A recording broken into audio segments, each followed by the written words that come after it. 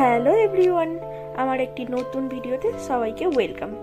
আজকে যাব একটু বেড়াতে বন্ধুদের সাথে। চলো রেডি হয়নি, এটা হচ্ছে আমার ফাইনাল লুক।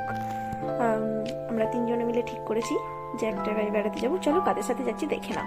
ফটো তুলে নিতে একটা ভিডিও নিচ্ছিল, একটু সুন্দরী। আমার জায়গায় কোনো ব্লগার থাকলে এক্ষুনি একটা ব্লগ বানিয়ে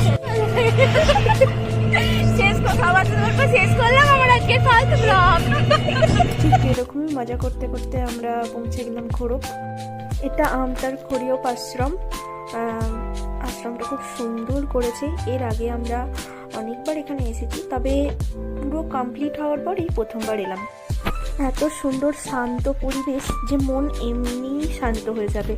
আর এই আশ্রমের মন্দিরের ভিতরে একদমই কোনো রকম ছবি তোলা নিষেধ, না হলে তোমাদের ভিতরটাও দেখাতাম। এত অপূর্ব সুন্দর করেছে, সেটা তোমরা না আসলে বিশ্বাস করবে না। তবে যারা কাছাকাছি আছো বা যারা দূরেও আছো তারা একবার করে আসতেই পারো।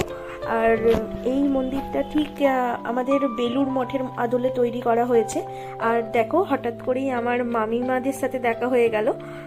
তারপরে আর কি, সবার সাথে একসাথে দেখা হলো, যেহেতু একটা তো ছবি তোলাই যায়, তাই একটা ছবি তুলে নিলাম।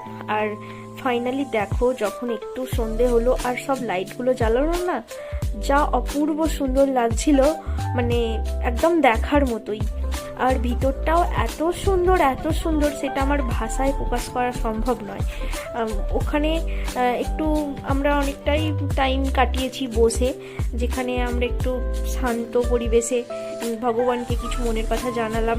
তারপরেই আমরা পুরো এরিয়াটা জুড়ে, কতটা এরিয়া জুড়ে এটা হয়েছে সেটা তোমাদের একটু দেখিয়ে দিলাম, দেখে নাও। জাস্ট অসাধারণ।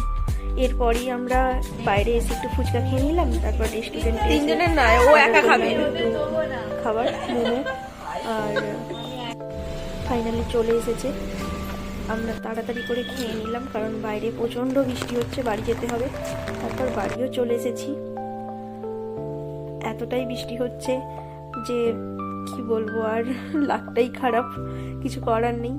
আর বাড়ি ফিরে আর এই বাঁদরের একদম অত্যাচার, ওকে কেন আমি নিয়ে যাইনি সেই কারণে আমাকে একদম জ্বালিয়ে মেরে ফেলছে।